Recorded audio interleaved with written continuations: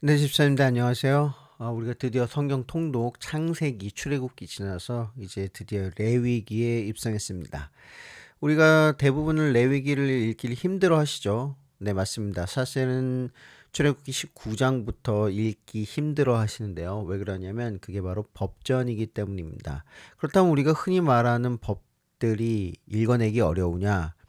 맞습니다. 헌법도 마찬가지고 우리나라의 각종 기본 법들 뿐만 아니라 이제 독일의 이제 기본법들 이런 것들이 내용이 상당히 재미가 없어요. 왜 재미가 없냐? 나랑 상관없기 때문이라고 생각하기 때문이죠.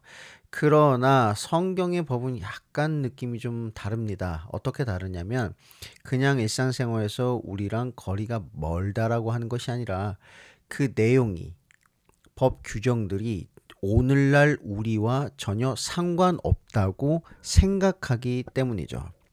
저는 레위기를 읽거나 레위기 뭐 민수기 신명기에 나오는 법전들을 읽어내는 어, 기본 방향이 바로 여기에 있어야 된다고 생각해요. 레위기는 창세기와 출애굽기와 연결된 규정입니다. 물론 우리가 주지하다시피 레위기 법전의 규정들이 오늘날 적용하기엔 무리가 있어요. 그러면 우리가 어떻게 성경의 법전들을 읽을 것이냐? 바로 그 정신을 읽어내야 됩니다. 그럼 그 정신은 어떻게 읽어낼 수 있느냐? 사실은 출애굽기와 민수기 같은 경우에는 법 규정 이전에 바로 에피소드라고 하죠. 내러티브, 그러니까 이야기가 법을 이미 해석하고 있다.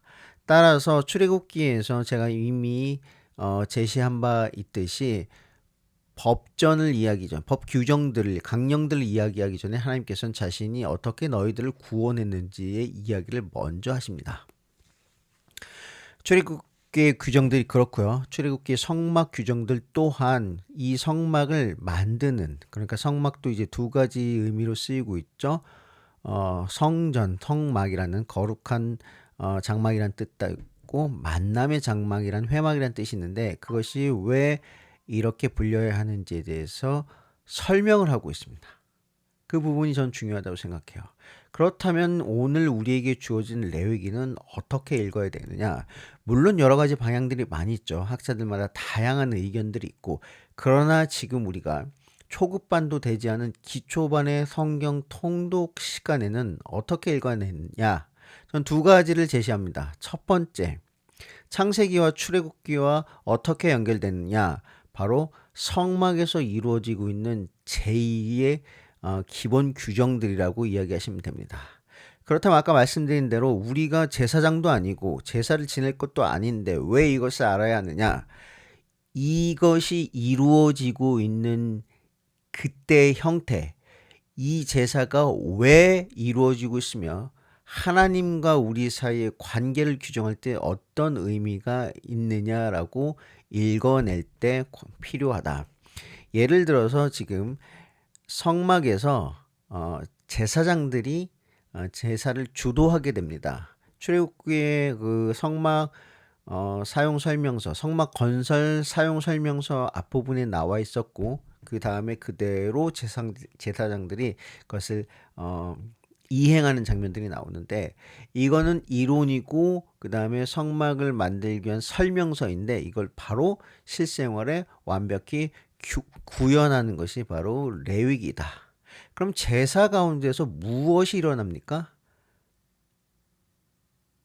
출애굽기 통독하신 분들 제사 가운데 뭐가 일어나기 때문에 성막을 지으라 그래요? 바로 하나님이 임재하신다. 성막에 임재하신다는 강력한 증거가 무엇입니까? 구름이 덮이고 하나님의 영광이 가득하다. 하나님은 어떻게 인도하십니까? 불과 구름 기둥으로 인도하신다는 게 출애굽기의 마지막 장면이었고요.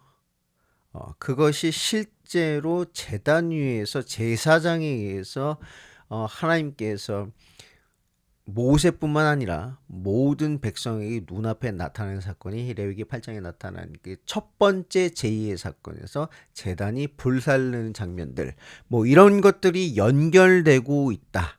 그래서 하나님이 임재하신다는 게 어떤 의미인지 파고드는 것이 사실 레위기인데 우리는 그 정도의 연결고리만 있다고 파악하는 것이 레위기를 읽는데 핵심이다. 네, 일단 그것부터 말씀드리고요. 두 번째는 뭐냐? 레위기가 우리에게 윤리적이고 종교적인 정결에 관한 문제를 이야기하고 있습니다. 오늘날 마찬가지예요. 우리에게 부정과 정결이 무슨 의미가 있느냐? 맞습니다. 이것을 이해하는 것은 쉽지 않아요. 성경만 읽어낸다고 해서. 뭐 간단히 설명드리면 정결과 부정 이야기는 앞서 죽음과 관련된 의학적인 소견일 가능성이 크다. 그 출발이. 그러나 지금 이게 어디로 들어와 있습니까? 제사의 규정 안으로 들어와 있으면서 제사 안에서, 그러니까 제사를 어떠한 사람들이 참여할 수 있는가, 어떤 사람들이 주도할 수 있는가. 이 얘기는 뭡니까? 제사라는 것은 그냥 형식이 아니라 하나님의 임재 가운데 누가 하나님 임재에 함께 할 수 있는가의 종교적인 문제로 확장됩니다.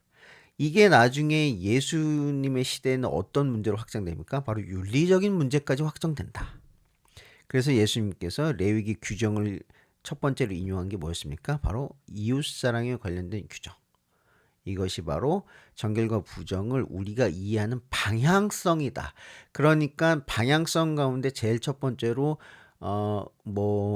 고대 근동에서 일어났던 의학적인 정결과 죽음과 관련된 의학적인 소견을 넘어서서 지금 하나님 임재 가운데서 어떠한 자세와 마음가짐과 신앙 상태가 있어야 하는지 보여준 게 레위기다. 규정을 따르지 않은 이야기 아닙니다. 그러면 이런 문제가 왜 불거졌느냐?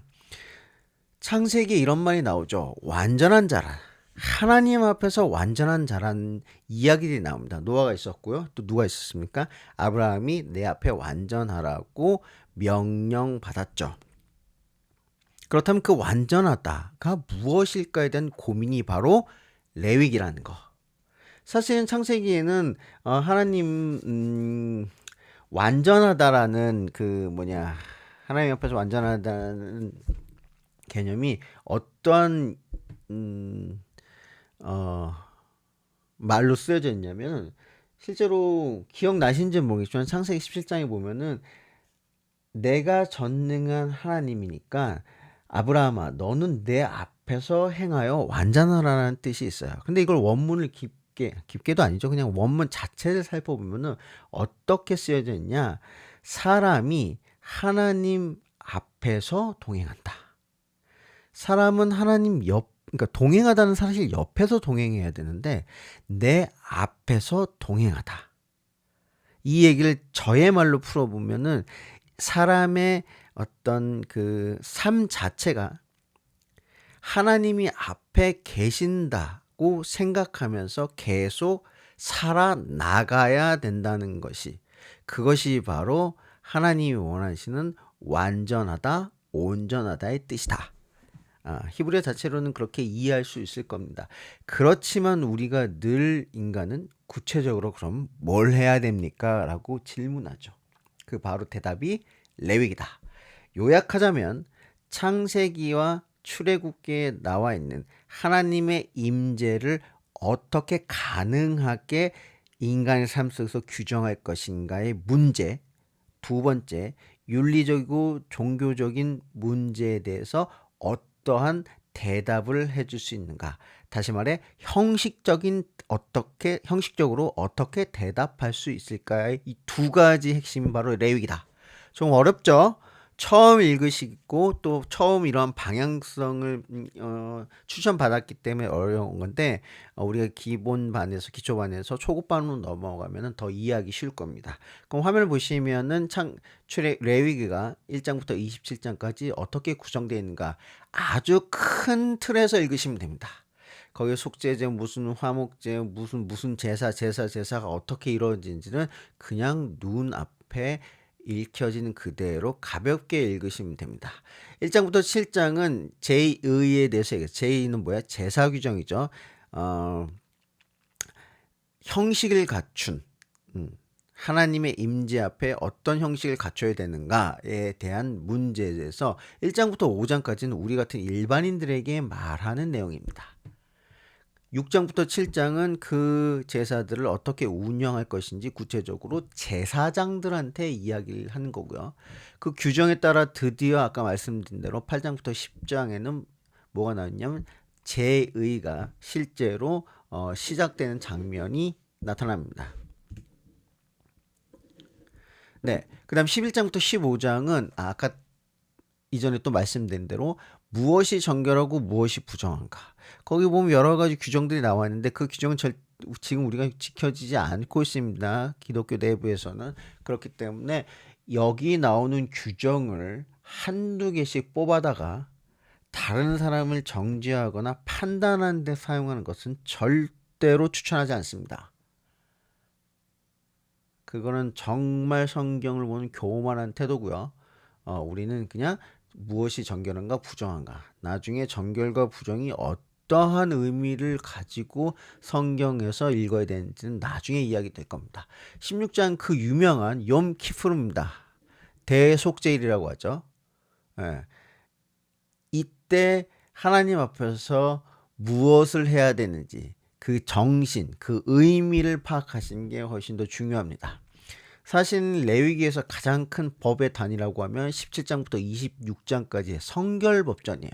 여기 보면 여러 가지 규정이 나옵니다. 그런데 여기서 왜 이것이 유명하냐? 거기 보면 우리가 왜 거룩해야 되는지, 왜 우리가 이웃을 사랑해야 되는지, 안식년이 무엇이어야 되는지, 인간과 자연은 왜 쉬어야 되는지, 왜 인간과 자연을 노예 상태에서 해방시켜줘야 되는지의 이야기들이, 그 정신들이 나타난 것이 바로 성결법전의 17장부터 26장까지의 내용입니다.